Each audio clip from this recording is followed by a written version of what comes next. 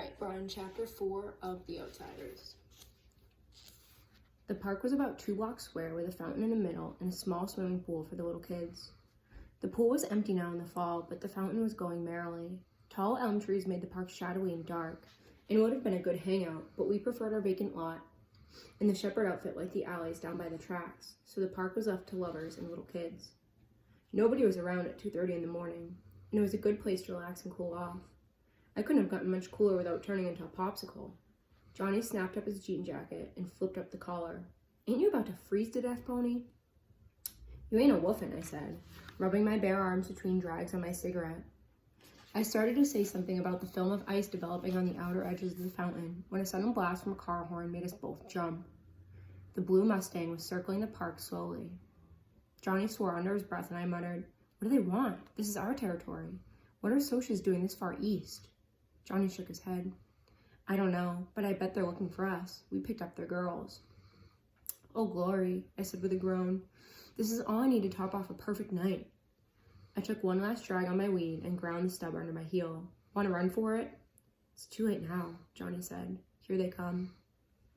5 Socias were coming straight at us, and from the way they were staggering, I figured they were reeling pickled. That scared me.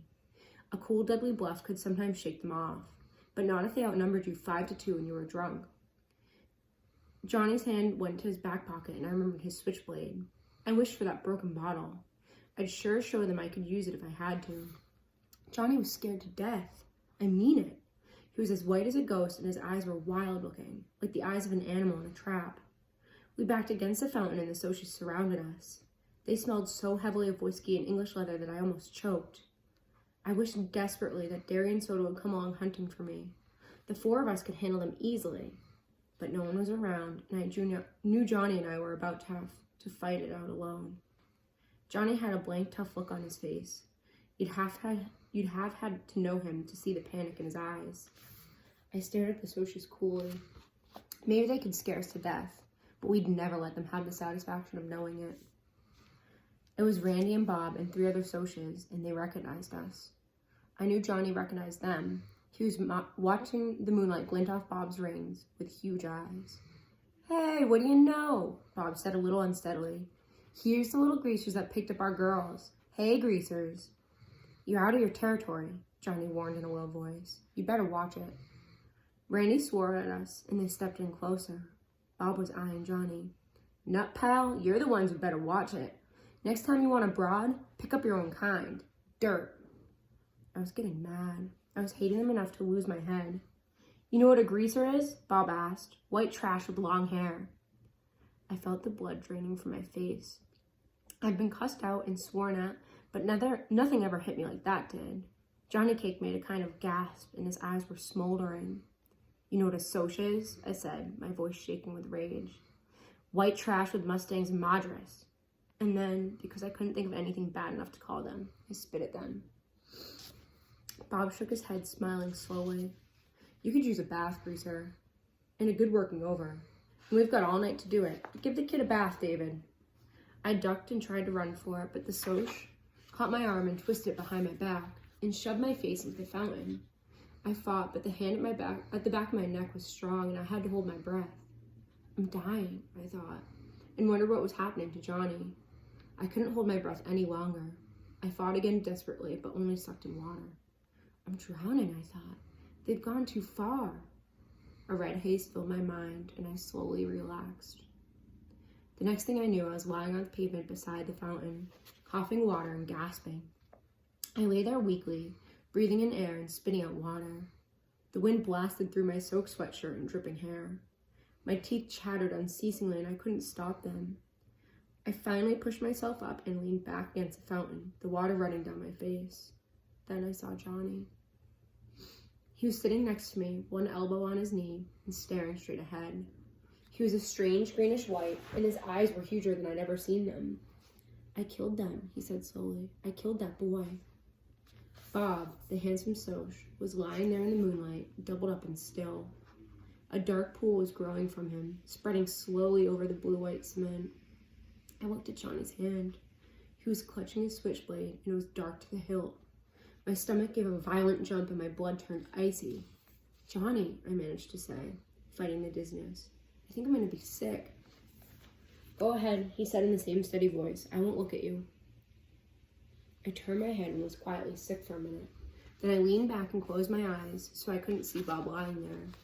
This can't be happening. This can't be happening. This can't be. You really killed him, huh, Johnny? Yeah. His voice quavered slightly. I had to. They're drowning you, Pony. They might have killed you, and they had a blade, and they were gonna beat me up. Like, I swallowed. Like they did before. Johnny was quiet for a minute. Yeah, he said. Like they did before. Johnny told me what had happened. They ran when I stabbed him. They all ran. Shh. Stop. Enough. A panic was rising in me as I listened to Johnny's quiet voice go on and on. Johnny, I nearly screamed. What are we gonna do? They put you in the electric chair for killing people. I was shaking. I want a cigarette. I want a cigarette. I want a cigarette. We had smoked our last pack. I'm scared, Johnny. What are we gonna do? Johnny jumped up and dragged me up by my sweatshirt. He shook me. Calm down, Pony Boy. Get a hold of yourself. I hadn't realized I was screaming. I shook loose. Okay, I said. I'm okay now. Johnny looked around, slapping his pockets nervously. We gotta get out of here. Get somewhere. Run away. The police will be here soon. I was trembling, and it wasn't all from cold. But Johnny, except for the fact that his hands were twitching, looked as cool as Derry ever had. We'll need money, and maybe a gun, and a plan. Money? Maybe a gun? A plan? Where in the world would we get these things? Dally, Johnny said with finality. Dally will get us out of here. I heaved a sigh. Why hadn't I thought of that? But I never thought of anything. Dallas Winston could do anything. Where can we find him? I think at Buck Merrill's place. There's a party over there tonight. Dally said something about it this afternoon. Buck Merrill was Dally's rodeo partner. He was the one who got Dally the job as a jockey for the Slash J. Buck raced a few quarter horses and made most of his money on fixed races and a little bootlegging. I was under strict orders from both Derry and Soda not to get caught within 10 miles of his place, which was dandy with me. I didn't like Buck Merrill. He was a tall, lanky cowboy with blonde hair and buck teeth. Or he used to be buck-toothed before he had the front two knocked out in a fight. He was out of it. He dug Hank Williams. How gross can you get? You done? Stop. Buck answered the door when we knocked, and a roar of cheap music came with him. The clinking of glasses, loud, rough laughter, and female giggles, and Hank Williams. It scraped on my raw nerves like sandpaper. A can of beer in one hand, Buck glared down at us. What do you want? Dally, Johnny gulped, looking back over his shoulder. We gotta see Dally. He's busy, Buck snapped, and someone in his living room yelled, aha, and then yeehaw, and the sound of it almost made my nerves snap. Tell him it's Pony and Johnny, I commanded. I knew Buck, and the only way you could get anything from him was to bully him. I guess that's why Dallas could handle him so easily, although Buck was in his mid-20s and Dally was 17. He'll come. Buck glared at me for a second, then stumbled off. He was pretty well cropped, which made me apprehensive. If Dally was drunk and in a dangerous mood. He appeared in a few minutes, clad only in a pair of low-cut blue jeans, scratching the hair on his chest. He was sober enough, and that surprised me. Maybe he hadn't been there long. Okay, kids, what do you need me for? As Johnny told him the story, I studied Dally, trying to figure out what there was about this tough-looking hood that a girl like Cherry Valance could love. Tow-headed and shifty-eyed, Dally was anything but handsome. Yet in his hard face there was character, pride, and a savage defiance of the world. He could never love Cherry Valance back. It would be a miracle if Dally loved anything. The fight for self-preservation had hardened him beyond caring. He didn't bat an eye when Johnny told him what had happened, only grinned and said, "Good for you," when Johnny told him how he had knifed the Soch. Finally, Johnny finished, "We figured you could get us out if anyone could. I'm sorry we got you away from the party." "Oh, shoot, kid." Dally glanced contemptuously over his shoulder. "I was in the bedroom." He suddenly stared at me. "Glory, but your ears can get red, Pony Boy." I was remembering what usually went on in the bedrooms at Buck's parties. Then Dally grinned in amused realization. It wasn't anything like that, kid. I was asleep, or trying to be with all this racket. Hank Williams. He rolled his eyes and added a few adjectives after Hank Williams. Me and Shepard had a run-in and I cracked some ribs. I just needed a place to lay over. He rubbed his side ruefully. Old Tim sure can pack a punch. He won't be able to see out of one eye for a week. He looked us over and sighed. Well, wait a second, I'll see what I can do about this mess. Then he took a good look at me. Ponyboy, are you wet? Yes, I stammered through chattering teeth. Glory, hallelujah. He opened the screen door and pulled me in, motioning for Johnny to follow. You'll die of pneumonia if the cops ever get you. He half dragged me into an empty bedroom, swearing at me all the way. Get that sweatshirt off. He threw a towel at me. Dry off and wait here. At least Johnny's got his jeans jacket. You ought to know better than to run away in just a sweatshirt, and a wet one at that. Don't you ever use your head? He sounded so much like Derry that I stared at him. He didn't notice and left us sitting on the bed. Johnny lay back on it. Wish I had me a weed. My knees were shaking as I finished drying off, sitting there in my jeans. Dally appeared after a minute. He carefully shut the door. Here. He handed us a gun and a roll of bills. The gun's loaded. For Pete's sake, Johnny, don't point the thing at me. Here's $50. That's all I could get out of Merrill tonight. He'd blown his loot from the last race. You might have thought it was Dally who fixed those races for Buck, being a jockey and all, but it wasn't. The last guy to suggest it lost 3 teeth. It's the truth. Dally rode the ponies honestly and did his best to win. It was the only thing Dally did honestly. Pony, do Derry and Soda Pop know about this? I shook my head. Dally sighed. Boy howdy, I ain't itching to be the one to tell Derry and get my head busted. Then don't tell him, I said.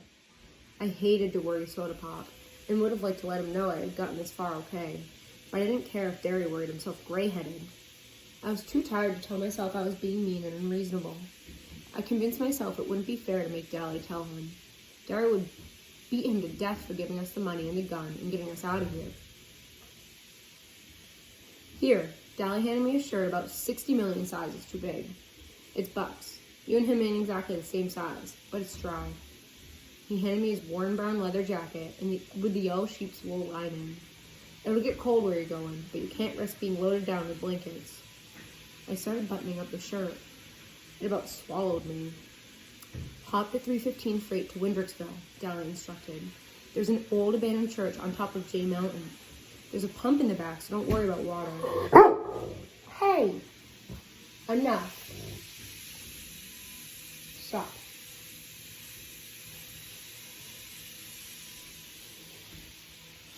Buy a week's supply of food as soon as you get it there. This morning before the story gets out. And then don't so much as stick your noses out the door. I'll be up there as soon as I think it's clear. Man, I thought New York was the only place I could get mixed up in a murder rap. At the word murder, Johnny made a small noise in his throat and shuddered. Dally walked us back to the door, turning off the porch light before we stepped out. Get going. He messed up Johnny's hair. Take care, kid, he said softly. Sure, Dally, thanks. And we ran into the darkness. We crouched in the weeds beside the railroad tracks, listening to the whistle grow louder. The train slowed to a screaming halt. Now, whispered Johnny. We ran and pulled ourselves into an open boxcar. We pressed against the side, trying to hold our breath while we listened to the railroad workers walk up and down outside. One poked his head inside and we froze, but he didn't see us, and the boxcar rattled as the train started up. The first stop will be Windricksville, Johnny said, laying the gun down gingerly. He shook his head. I don't see why he gave me this. I couldn't shoot anybody. And for this first time, really, I realized what we were in for. Johnny had killed someone. Quiet, soft-spoken little Johnny, who wouldn't hurt a living thing on purpose, had taken a human life. We were really running away, with the police after us for murder and a loaded gun by our side. I wish we'd asked Dally for a pack of cigarettes. I stretched out and used Johnny's legs for a pillow. Curling up, I was thankful for Dally's jacket. It was too big, but it was warm. Not even the rattling of the train could keep me awake, and I went to sleep in a hoodlum's jacket with a gun lying next to my hand. I was hardly awake when Johnny and I leapt off the train into a meadow. Not until I landed in the dew and got a wet shock did I realize what I was doing. Johnny must have woke me up and told me to jump, but I don't remember it.